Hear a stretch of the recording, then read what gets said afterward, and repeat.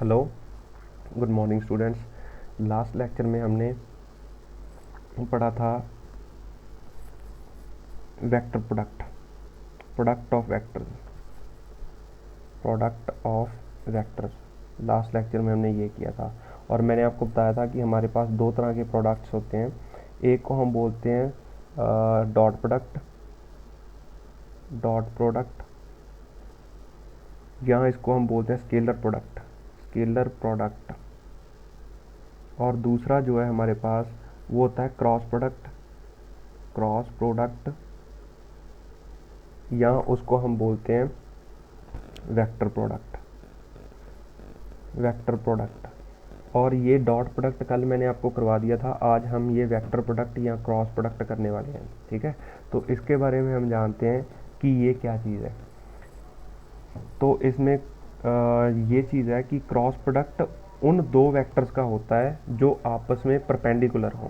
ठीक है, तो मैं इसमें क्रॉस प्रोडक्ट स्टार्ट करते हैं। इसमें कुछ इंपॉर्टेंट पॉइंट्स लिख देता हूँ। क्रॉस प्रोडक्ट्स, तो क्रॉस प्रोडक्ट, तो मैं पहले इस पे कुछ इंपॉर्टेंट पॉइंट्स हैं जो वो लिख देता हूँ। Cross product is done when two vectors are perpendicular to each other.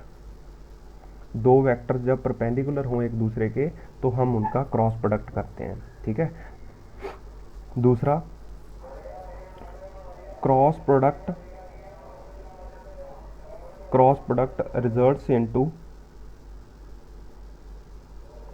New vector perpendicular to both vectors. ये आपको समझ आ जाएगी, मैं भी समझा दूंगा। ठीक है, अच्छा, तो पहले हम ये देखते हैं कि क्रॉस प्रोडक्ट कब करते हैं। मैंने आपको बताया था कि जब दो वेक्टर सेम डायरेक्शन में हों तो हम उनका डॉट प्रोडक्ट लेते हैं, और जब दो vector perpendicular to each other हों, ये ए वेक्टर है और ये बी वेक्टर है, तो हम इनका क्रॉस प्रोडक्ट करते हैं।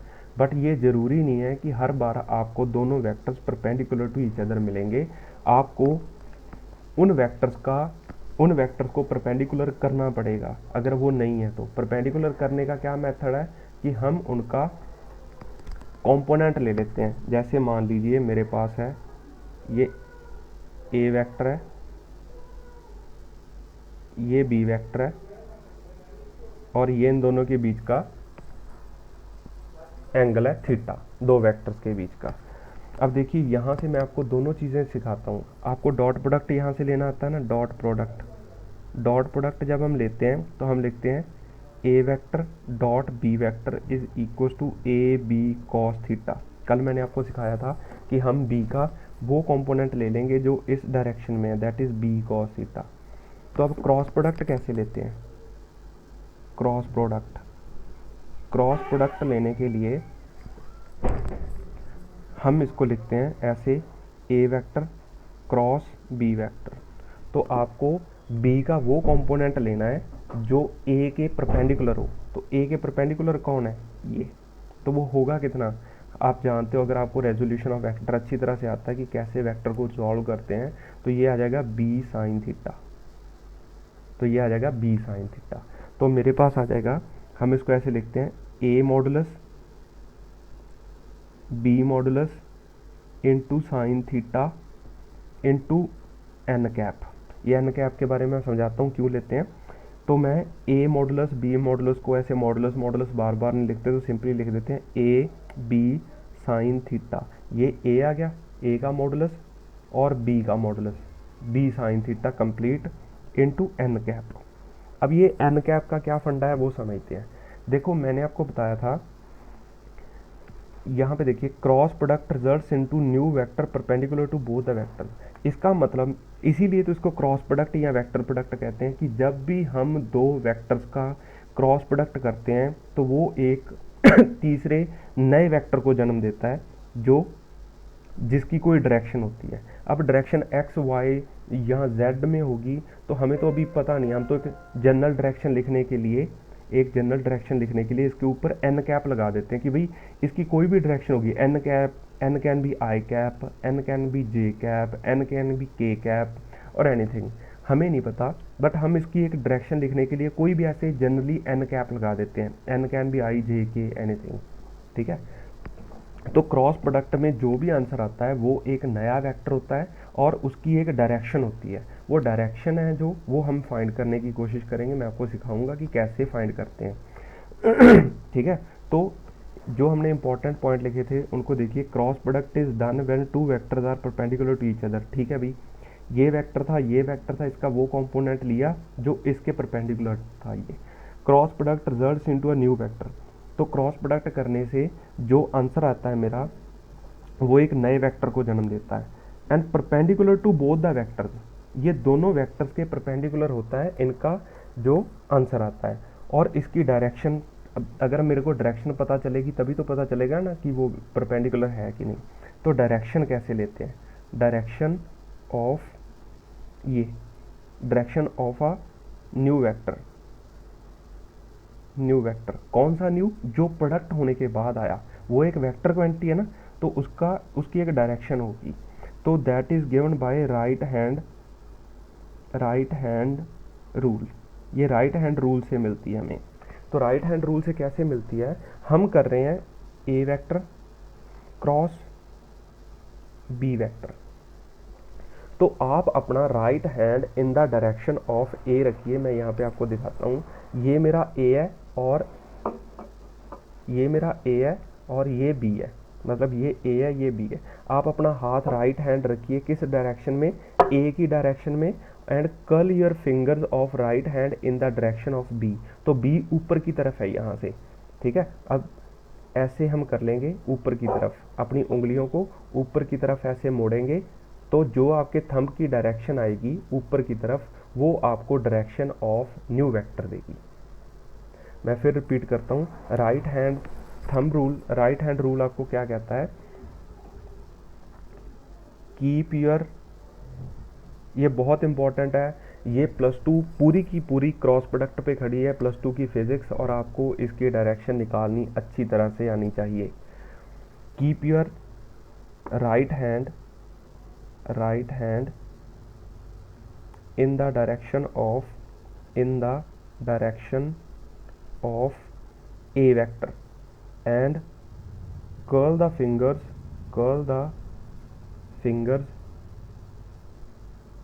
fingers in B vector direction, then the thumb, इसी हाथ का थंब, दूसरे का नहीं, then the thumb will give us the direction of new vector. सभी अपना हाथ चलाइए और देखिए कि किधर जाता है, मतलब देखो ऐसे अपना हाथ रखिए ऐसे ए वेक्टर की डायरेक्शन में और इसको कर्ल कीजिए बी की डायरेक्शन में, और आपको थंब है जो वो आपका बिल्कुल ऊपर की तरफ आएगा, तो मतलब जो आपको नया वेक्टर दिख रहा है वो कुछ इस डायरेक्शन में होगा, ऐसे आपका थंब ऐसे आ रहा है ना, तो इसीलिए हमने ये लिखा था that new vector perpendicular to both the vectors.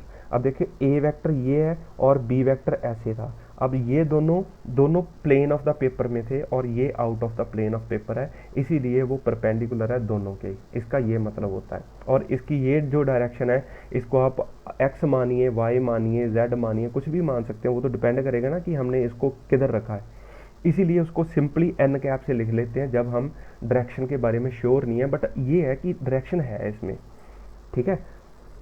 और देखिए इसकी हम और प्रैक्टिस करते हैं, ये प्रैक्टिस इंपॉर्टेंट है इसकी करनी।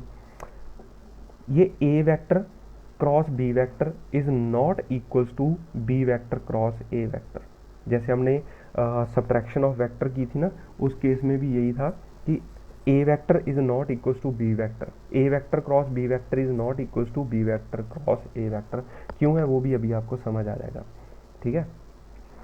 तो देखिए जैसे हम और प्रैक्टिस के लिए करते हैं कि हमारे पास एक वेक्टर ऐसे है, ऐसे ये ए वेक्टर है, और मान लीजिए कि मेरे पास जो बी वेक्टर है वो है नीचे की तरफ, into the plane of the paper. अब आप जो इनका प्रोडक्ट आएगा A vector cross B vector है जो, उसकी डायरेक्शन बताइए हमें। तो देखिए अब आप खुद ट्राई कीजिए, स्क्रीन पॉज करके कर लिया। अब करने के बाद अब देखिए इसका सही डायरेक्शन किधर आएगी। सही डायरेक्शन लेने के लिए मैं आपको दिखाता हूँ। मैं अपना ए वेक्टर की डायरेक्शन में हाथ रखता हूँ ऐसे, ये ए वेक्टर ऐसे है ना, तो ऐसे हाथ रखा। अब बी वेक्टर किधर है, into the plane of the paper. ये क्रॉस का मतलब मैंने आपको बताया था कि into the plane of the paper होता है, तो अपनी उंगलियों को उधर मोड़ लीजिए into the plane of the paper, और जो थंब है वो ऊपर की तरफ जा रहा है, तो मतलब जो ए क्रॉस बी है वो कुछ आपको ऐसा मिल गया, वो ए क्रॉस बी की डायरेक्शन आपको ऐसी मिल गई। ये A vector cross B vector है। देखिए ए वेक्टर इस डायरेक्शन में था, इस डायरेक्शन में, और बी वेक्टर नीचे की तरफ था ऐसे, तो जो हमारा प्रोडक्ट आया वो दोनों के परपेंडिकुलर आया और उसकी डायरेक्शन नीचे की तरफ है, सॉरी ऊपर की तरफ है, ठीक है, अपवर्ड। अब देखिए मैं आपको बोलता हूँ इसकी डायरेक्शन आ गई अपवर्ड्स, उसका मैग्नीट्यूड है जो वो बाद में लिखेंगे हम, और बट हमें पहले उसकी डायरेक्शन लिखनी आनी चाहिए। अब मैं आपको बोलूँ कि आप लिखिए B vector cross A vector, तो B vector cross A vector लिखने के लिए आप अपना हाथ चलाइए और फिर बताइए कि उसकी डायरेक्शन किधर आती है। ट्राई कीजिए खुद, स्क्रीन पॉज करके ट्राई कीजिए किधर आता है, फिर देखेंगे।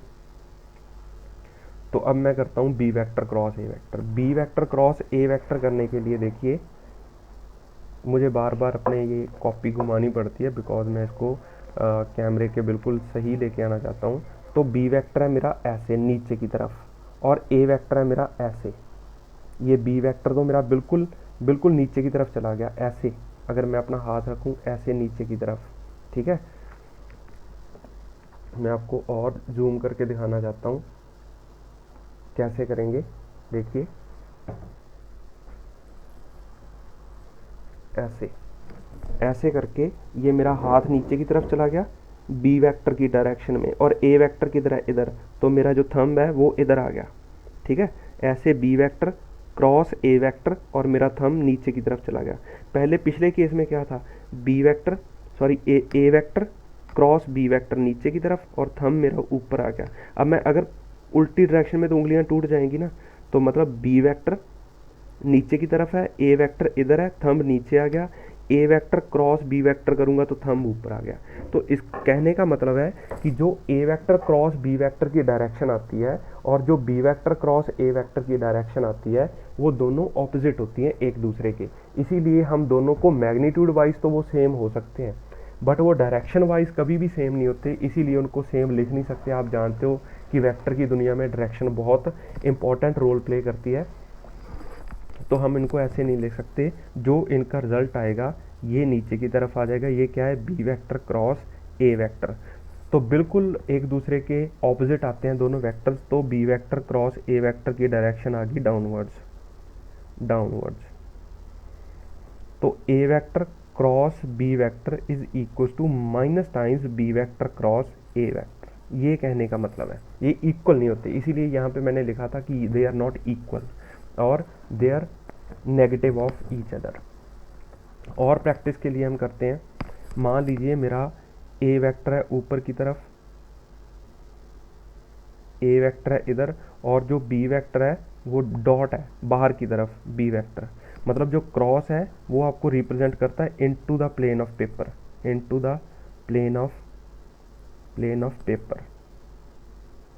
और जो डॉट है ऐसे करके जो दिखाया जाता है इसका मतलब होता है out of the plane of paper, out of the plane of paper.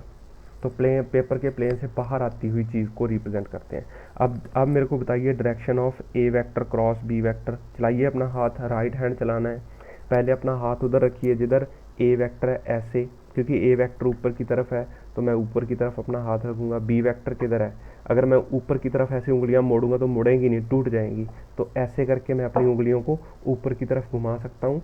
तो ये आपका जो थंब है वो इधर जा रहा है, तो A vector cross B vector है जो वो इधर आ गया ऐसे, ये A vector cross B vector आ गया। अब मैं आपको बोलूं कि बताइए B vector cross A vector कैसे लिखेंगे आप, B vector cross A vector. तो B vector cross A vector लिखने के लिए पहले अपना हाथ आप बी की डायरेक्शन में रखिए, बी ऊपर की तरफ है, ऐसे हाथ रखिए, और ए किधर है, उधर। तो ऐसे करूँगा तो उंगलियां टूट जाएंगी, आप ऐसे अपना हाथ घुमाइए और ऐसे उस डायरेक्शन में ले जाइए अपना हाथ, ए की डायरेक्शन में, तो ये आपका थंब ऊपर की तरफ आ जाएगा। ठीक है, मैं फिर इसको आपको दिखाता हूँ थोड़ा सा जूम करके। देखिए ये मेरे पास बी वेक्टर है, बी वेक्टर है ऊपर की तरफ, और ए वेक्टर किधर है, उधर। तो ये इस डायरेक्शन में आपका हाथ आ जाएगा। और जब मैं ए वेक्टर क्रॉस बी करूँगा तो ये ए इस डायरेक्शन में है, और जो अगर मैं ऐसे हाथ रखूँगा तो मेरी उंगलियां दूसरी तरफ घूम नहीं पाएंगी, इसीलिए मेरे को ऐसे हाथ रख के, ये ए की डायरेक्शन में और बी है ऊपर, तो ऐसे रखेंगे तो जो डायरेक्शन है आपकी थंब की वो नीचे की तरफ इस डायरेक्शन में आ जाएगी। और अगर मैं बी क्रॉस ए करता हूँ तो बी ऊपर की तरफ है, ए ऐसे है, तो आपके थंब की डायरेक्शन इधर आ जाएगी। होप आपको समझ आया होगा। ये डायरेक्शंस इंपॉर्टेंट होती हैं, आपको ये डायरेक्शंस निकालनी आनी चाहिए, इनके बिना बिल्कुल काम नहीं चलता, बहुत ज़रूरी है ये डायरेक्शंस निकालनी। और अगर कोई भी फिर भी कोई प्रॉब्लम आए तो आप मेरे से ज़रूर पूछिए, मैं आपको और समझाऊंगा अगर कोई भी कन्फ्यूजन होती है तो। ठीक है, तो मैं आपको कुछ और डायरेक्शंस देता हूँ, आप अपनी प्रैक्टिस के लिए इसको करना। ये ए वेक्टर है और ये मेरे पास मान लीजिए बी वेक्टर है, तो आपको दोनों निकालने हैं, A vector cross B vector and B vector cross A vector. और हर बार आंसर इसका बिल्कुल ऑपोजिट वेक्टर जाना चाहिए, अगर एक ऊपर है तो दूसरा नीचे। ठीक है, ऐसे ही मान लीजिए मैं ऐसे ले लेता हूँ, ये ए वेक्टर है मेरे पास ऊपर की तरफ, और ये बी वेक्टर है नीचे की तरफ, ये बी वेक्टर है। तो आपको A vector cross B vector and B vector cross A vector आपको निकालना आना चाहिए। आप अपना हाथ चलाइए, और अगर फिर भी नहीं समझ आता तो मैसेज करिए मेरे को, मैं आपको बिल्कुल सही इसका मेथड बताऊंगा कि कैसे करना है। वैसे मैंने आपको समझा दिया है कि कैसे करना है, फिर भी अगर नहीं समझ आता तो आई विल रिपीट। अब हम इसको आगे चलते हैं इसी चीज़ को, अब हमें डायरेक्शन निकालनी आ गई, अब हम मैग्नीट्यूड की तरफ चलते हैं कि मैग्नीट्यूड कैसे निकालते हैं इसका। ठीक है, तो मैग्नीट्यूड निकालने के लिए हम क्या करते हैं, मान लीजिए ये मेरे पास एक वेक्टर है और ये इसका मैग्नीट्यूड है 5। ठीक है, ये इधर है, और एक वेक्टर ऐसे है, ये है 10, और इसके जो एंगल है theta that is equals to 37 degree, और आपको बोला जाए फाइंड, ये इसको मैं ए वेक्टर बोल देता हूँ और इसको मैं बी वेक्टर बोल देता हूँ। तो find A vector cross B vector. सिर्फ मैग्नीट्यूड की बात कर रहे हैं, अभी हम डायरेक्शन अकल से लिख सकते हैं, हमें पता है कि कैसे लिखते हैं। ठीक है, तो A vector cross B vector लिखना है, तो ए कितना है 5, हमें पता है ए वेक्टर क्रॉस बी वेक्टर होता है ए बी साइन थीटा। तो ए कितना है 5, बी कितना है 10, and what is sine theta, sine 37, 37 का मतलब होता है 3/5, 5 इंटू 10 इंटू 3/5, 5 ने 5 को ये आपको वैल्यूज़ याद रखनी पड़ेंगी भाई, ऐसे नहीं चलेगा। 30, तो 30 आ गया मेरे पास आंसर। ठीक है, ऐसे ये बहुत सिंपल है, इनको करना कोई ख़ास बात नहीं है। तो ऐसे ही एक आधा और कर लेते हैं प्रैक्टिस के लिए। मान लीजिए ये मेरे पास है कुछ 10, और यहाँ पे है मेरे पास 5, और यहाँ पे जो एंगल है theta that is equals to 45 degree. तो find A vector cross B vector, find A vector cross B vector. इसकी कोई डायरेक्शन भी होगी ऑब्वियसली, तो डायरेक्शन हम अकल से निकाल सकते हैं, अपने राइट हैंड थंब रूल से हम इसको डायरेक्शन को निकाल सकते हैं। तो अभी हमें करना है ए वेक्टर क्रॉस बी वेक्टर। तो ये मेरे पास आ जाएगा ए बी साइन थीटा, तो ए कितना है 10, बी कितना है 5, और साइन 45, साइन 45 होता है 1/√2, तो 50/√2, ये मेरे पास आंसर आ जाएगा। अब ये तो बहुत आसान है। ठीक है, इसकी थोड़ी सी दिक्कत आती है जब हम इसको यूनिट वेक्टर में करते हैं, तो चलो वही हम करेंगे आगे। Cross product of a unit vector, cross product of a unit vector. कल मैंने आपको क्रॉस प्रोडक्ट और dot product of a unit vector भी सिखाया था, आज हम cross product of a unit vector लिखेंगे। मान लीजिए मेरे पास एक वेक्टर है ए वेक्टर है मेरे पास 2i cap plus 3j cap plus 5k cap, और जो बी वेक्टर है वो है मेरे पास 3i plus 2j plus k। ऐसे है मेरे पास, मान लीजिए दो वेक्टर, और आपको इनका क्रॉस प्रोडक्ट लेना है। कुछ चीज़ें आपको याद रखनी है कि जो नया वेक्टर आता है वो ओरिजिनल दो गिवन वेक्टर्स के परपेंडिकुलर होता है। ये चीज़ आपको ध्यान में रखनी है जब मैं क्रॉस प्रोडक्ट लेता हूँ तो, ठीक है। अब ए वेक्टर और बी वेक्टर है मेरे पास, इनको हमें ए क्रॉस बी करना है, ए वेक्टर क्रॉस बी वेक्टर।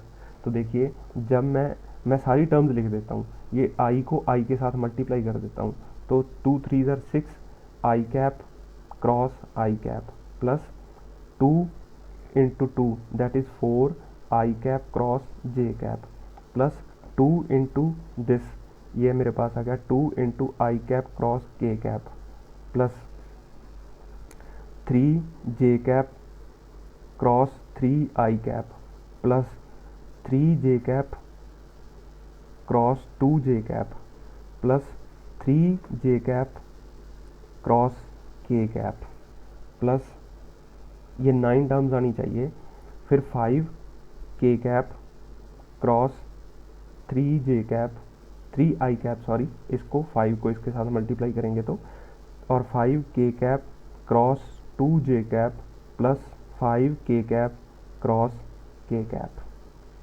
तो ये मेरे पास 9 टर्म्स आ गई। हम कैलकुलेट कर लेते हैं, 1 2 3 4 5 6 7 8 9, ये 9 टर्म्स है मेरे पास।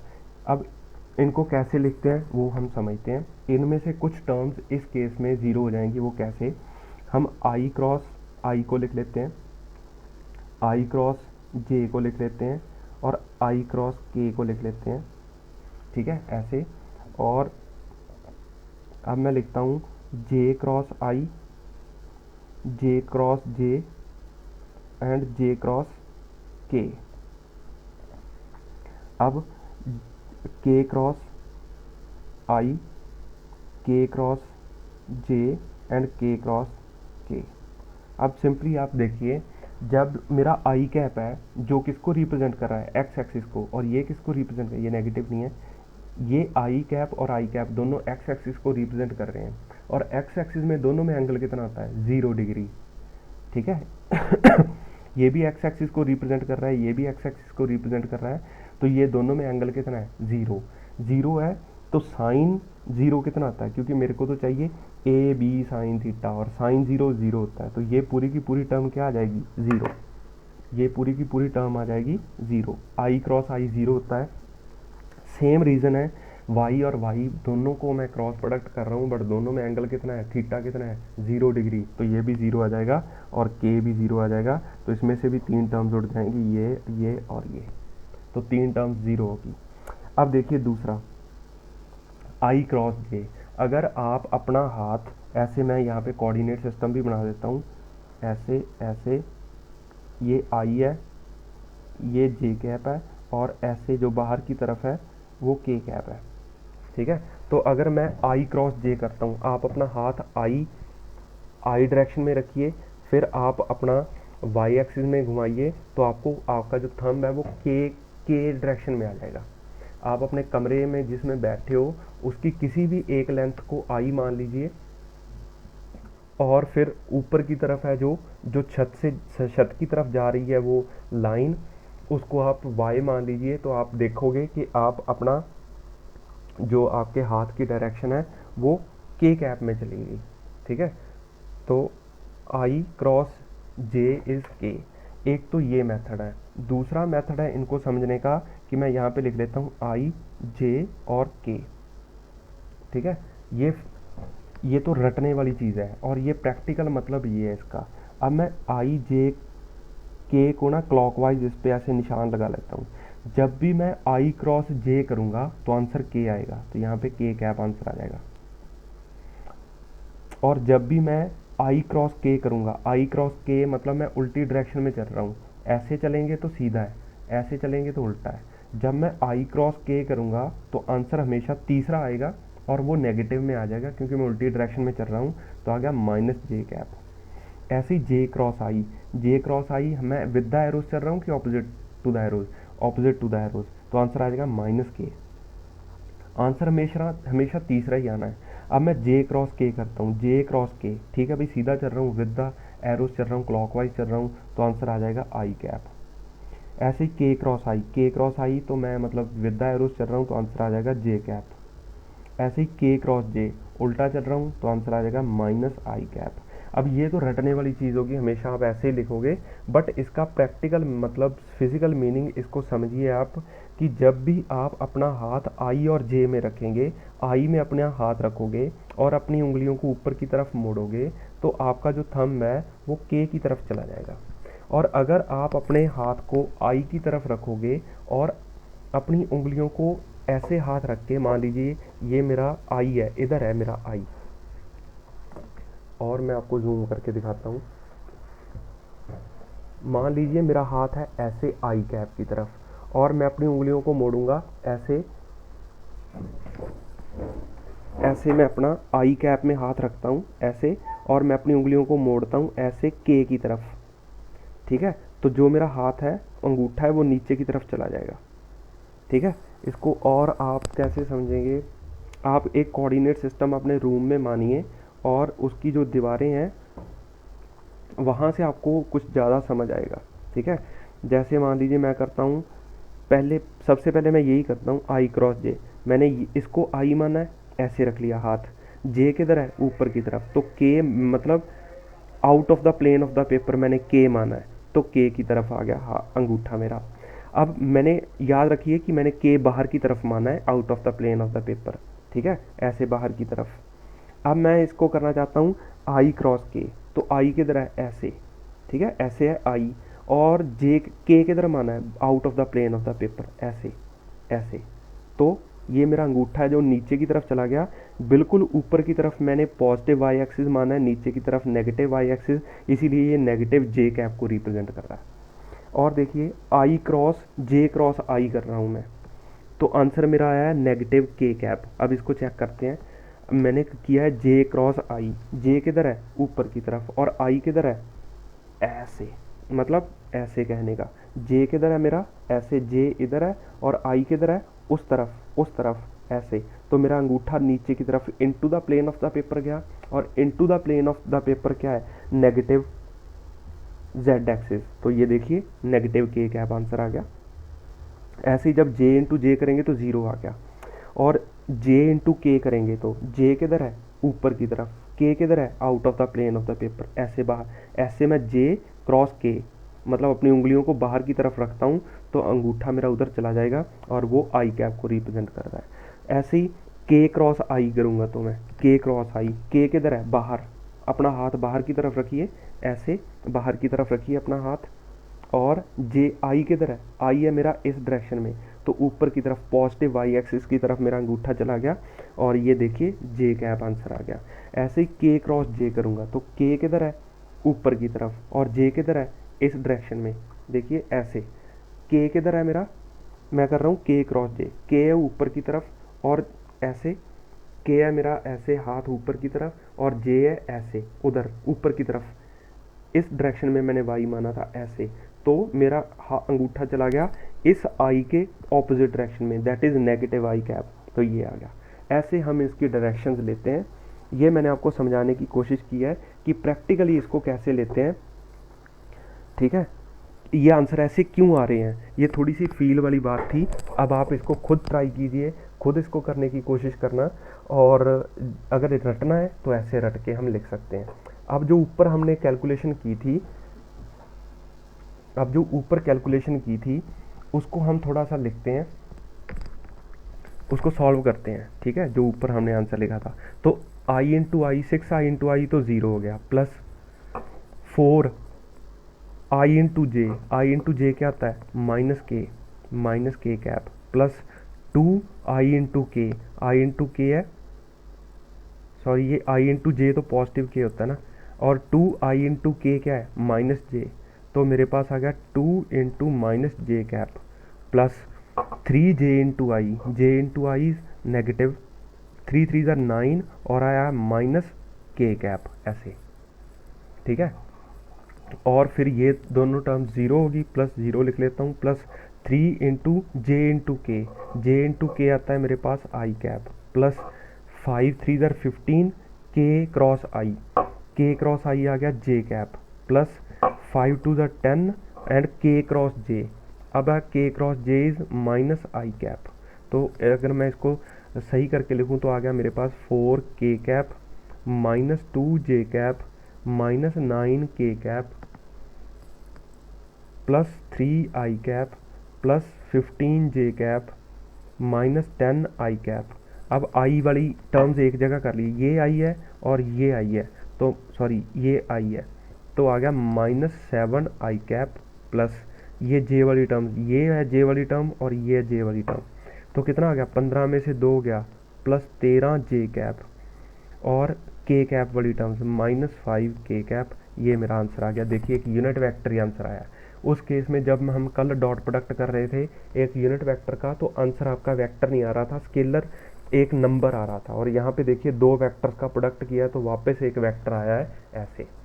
अब आप ये काम कीजिए, इसको आप अच्छी तरह समझिए। ये तो आपको रटने वाली चीज़ आ गई ना, ऐसे करूँगा तो मेरे पास ये आ जाएंगे। कल मैं एक और मेथड बताऊँगा कि उसको कैसे करते हैं, बट आप ये सबसे बढ़िया मेथड है। बट प्रैक्टिकली ये ऐसा क्यों आता है, ये नेगेटिव पॉजिटिव क्यों आ रहा है, वो आप अपना हाथ चलाइए राइट हैंड। अगर किसी में भी कोई भी दिक्कत आ रही है, आपका सही नहीं आ रही डायरेक्शन जो मैंने लिखी है यहाँ पे, आप अपने हाथ चलाने के बाद नहीं आ रही, तो प्लीज़ मेरे को ज़रूर बताइए। मैं चाहता हूँ कि हर एक बच्चा रिस्पॉन्ड करे। आप हर एक बच्चा मेरे को बताए कि आपको समझ आ रहा है, नहीं आ रहा, डायरेक्शन की समझ आई नहीं आई, और फिर मैं आपको और समझाऊंगा इसको डिटेल में जाके। अगर नहीं आपको समझ आ गया तो हम आगे चलेंगे, ठीक है। इसीलिए हर एक बच्चे का रिस्पॉन्स ज़रूरी है, हर एक बच्चा रिस्पॉन्ड करे। हम इतना एफर्ट लगा रहे हैं आपको समझाने के लिए, तो आपका भी हक बनता है कि आप हमें रिस्पॉन्ड करें कि आपको समझ आ रहा है कि नहीं आ रहा। अगर नहीं आ रहा तो आप मैसेज कीजिए, मैं दोबारा इस चीज़ को समझा दूंगा। अगर आ गया तो हम आगे चलेंगे, ठीक है। Thank you.